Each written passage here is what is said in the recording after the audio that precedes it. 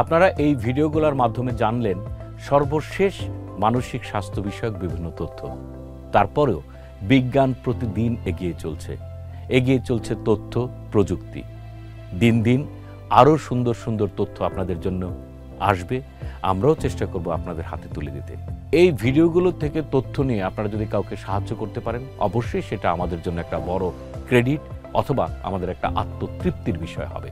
আমরা চেষ্টা করব সময় সময় আপনাদেরকে সর্বশেষ তথ্য প্রযুক্তিগত যে বিদ্যা আছে সেটা আপনাদেরকে জানানোর জন্য।